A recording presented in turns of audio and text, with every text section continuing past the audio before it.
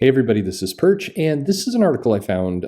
What's interesting about this is it says it was published about an hour ago. For reference, it is February 15th, the recording of this video.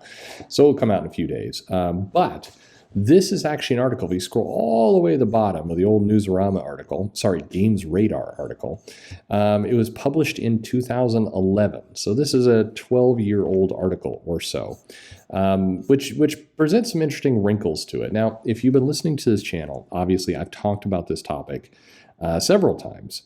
And I think this is one area where when I get feedback on the channel, and sometimes people agree, sometimes they disagree, which is good, they usually will admit, or I don't mean it in that way, but they'll just say that at least even if they disagree, I gave the topic a fair shake because I'm trying to explain the ins and outs of it. Other people describe that behavior is sitting on the fence or milk toast or whatever. Milk toast is gross. You take toast, perfectly good toast, and you put it in milk just to be a soggy. I guess that does describe the channel. Okay, fair enough. Anyway, this is idea of why new characters have a hard time succeeding in superhero comics, and there's a lot of dialogue about this and a lot of claims, and it feels like all of the gut reaction claims are wrong. It feels like they're always going for cheap shots, or they don't really want to answer the question. Instead, the goal is let's call a segment of the fans names. And we'll use this topic as a way to call them names. Because when they say new characters, they don't bring up like, well, who's that Alpha character that Dan Slott tried to get going in Spider-Man? Remember that? There was a young new character. He was white and blonde. Or we can talk about Star, who's also white and blonde. My point is, when we have this argument about new characters and why aren't they accepted, they don't pull out all of the white characters that have been created to make that point, because the point they want to make is the people who aren't accepting the characters are racist. But the reality is, no new characters getting accepted. It's not the race, it's not the gender, it's not any of those other things. I mean, who is the new character that's worked? The white characters having just as many problems as the minority characters. It is not, you got to look deeper. Anyway, let's take a look though at what this article says is the reasons. All right. Common complaint, most works aren't new and original enough. Remember, 2011, which really puts it in perspective. So not new, but the appearance of new. So clearly, by the way, even though this is from 2011, they've inserted newer photos because this is from the Gwen Stacy verse event. But okay, so not new, but the appearance of new. So I think this is a big reason, like we've talked about on this channel before, where they bring new characters in, but there feels like there's this lack of confidence in the character. It feels like they're not quite sure people will take to the character, and they're also impatient. They want the new character to be obtained or liked right away. They don't want to have to, do difficult marketing to explain why it's a new, unique, original character. They want to basically say, hey, it's the new version of this character you already know. And so they go with that. Like there's a new Iron Fist. Now, granted, just like with Miles Morales, just like with all these different characters, just like Black Superman, when they've had President Superman come out, it is the new Iron Fist is going to have a hard time because there's already an Iron Fist that people know. Now, granted, Iron Fist doesn't have the popularity of a Batman or a Superman, but still, you're having to explain to people why it's a different Iron Fist. Now, it's not impossible for writers to do, but it's more difficult. It's like it's saying, okay, we're going to climb up this mountain. We got our backpack here. Before we start hiking, we're going to put some rocks into the backpack to make it tougher. We're going to weight it down. And you can still climb up that mountain. It's still possible, but you've just made it more difficult on yourself. And that's where a lot of this, the appearance of new kind of thing comes in. So this is, there's some interesting, but here's some interesting things. What fans say they want and what they actually buy are two different things. This is also quite true. Fans will say they want something, but what they actually buy tends to be based a lot more on habit. What's interesting about this comment is that a lot of people in comics will correctly identify that fans don't always say what they want, but they incorrectly identify why they're actually buying what they're buying, because the reason is actually usually more boring than anything else. Most people buy comics because they've been buying them. They just keep buying them. If they admit that, then they're having to admit that a lot of the comic purchases, a lot of the money that's being obtained is money that's coming from, it's coming from these older fans that are not that new audience they want. It's the same person who's collecting comics in the 70s and the 80s and the 90s, and nobody wants, it's just not sexy to say, hey, my business is supported by a bunch of old people, and the fact that they're buying the comics because they've just always bought the X-Men and they're too old to stop.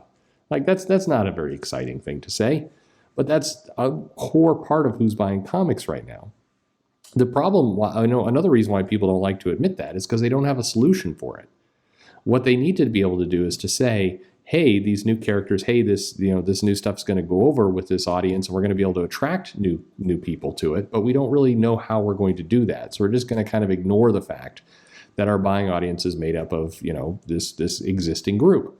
And in fact, in many cases, we're going to, in public, insult that group, knowing that the reality is most of that group's not reading Twitter anyway, so they're not even seeing the insult. It's a safe thing. It's like shouting at somebody from your car. You can go ahead and, curse all you want and give the person the finger who cut you off, because you don't have to stare face to face. You don't have to really see that this giant 280-pound body lifter who's driving the car in front of you to cut you off, he can't hear you cursing at them. So it's very, very safe to kind of do that. Anyway, we go on. This has got a quote from Lila Sturgis, which, again, 2011. So it's just interesting to see some of these quotes. Listen to this. This is interesting. I don't like the idea of Superman becoming someone else, Sturgis said, pointing to her natural hesitance about accepting the 2011 New 52 relaunch of Superman. The core of me would say that's not what I want. I think when we try and push newness on readers, we run the risk of disrupting that sense of comfort. And I think that's one of the reasons readers tend to, in general, reject new characters, because they don't have that comfortable sense of familiarity with them. And so you're not comforted by stories in the same way you would be, however good the stories are. In some ways, actually, I think the quality of the stories is less relevant. This is a smart comment, and Sturgis is correct. This is a core piece of it. And we can say that's bad, we can say we don't like it, but it's also true. And then this is a great second point, lack of time to become familiar. Absolutely. This is one of those cases where the publishers do it to themselves, and they do it to themselves constantly, and there needs to be some, looking in the mirror and admitting it. When you have a book, and like what we're seeing on the screen right now, this New Age of Heroes stuff, when you have this and then you cancel the book in less than a year, or you abandon the marketing from it, or basically you send all the messages that it's not going to work out, people won't adopt it. For better or for worse, when you give somebody a 3-issue, 4-issue, 5-issue, 6-issue limited series, again, think of that hiker going up the mountain. You're putting more rocks in your back. Because the message you're sending, fair or unfair, is that you, as the publisher, don't have enough confidence in this new character it's going to work out. And because you don't have the confidence in it, why should your reader? Why should they buy? Especially, and we'll get to that point in a minute, when they're coming in at $4.99, $5.99 for the comic. That's a heavy price tag for somebody to basically jump in on when you're not giving them a compelling reason to do it. You're basically kind of telling them, we're not sure about this character, but hey, if you spend all your money and you work really hard and you embrace them, then maybe we will get sure. That's backwards. Publisher needs to be sure first, then the fans. But the lack of time is a big deal. I mean, Silencer had a pretty good following. A lot of these characters, not a lot of them, several of these comics had some good momentum behind them. If you launched all of these books right here, and you wound up with the Terrifics, and you wound up with Silencer and Sideways, and a couple of these books. I mean, even if you had 2 or 3 hits out of all these titles, that would be a home run in comics. But the reality is, none of these books are going now. So there's that. And then we get this overcrowding and pricing. Again, this is comical to think about this in 2011, but this is a big deal. So one problem here is the cost is very high. Now, what's funny is the cost in 2022 is way higher than the cost in 2011. And in addition to that, they're pumping out plenty of books. Marvel, 80 books. DC, 80 books. Image, close to 80 books. Just those 3 alone, you're talking about 240 books a month. That's a ton. So, this goes into, I'll spend my $2.99 or $3.99 getting something different, but I don't need another superhero book. I already read those. I mean, sure. The comedy here is, do you miss the old days of $2.99, $3.99? That sure would be nice. But But anyway, and then you have nostalgia. This is the one that people, I think, put way too much emphasis on. The idea of, hey, you know, the people buying comics are only going to want nostalgia. I don't think that's true. I understand nostalgia sells and you can do things with it, but comic fans, comic readers have shown time and time again that they're willing to embrace new things and they're willing to read new comics. And if you're going, wait a minute, they do? Yeah, they do. Look at how things have evolved. Look at when Rob Liefeld, Todd McFarlane, Jim Lee burst onto the scene in the 90s. They were doing something very, very different, and fans embraced them. There are some very different takes of the X-Men, of Spider-Man, of Batman. I mean, the image we're looking at, Morrison's Batman, was well liked. So was Scott Snyder's Batman. So people will go for new things. They're not just all for nostalgia. So to say that, well, it's nostalgia is keeping these new characters from succeeding, I think that's a cop-out.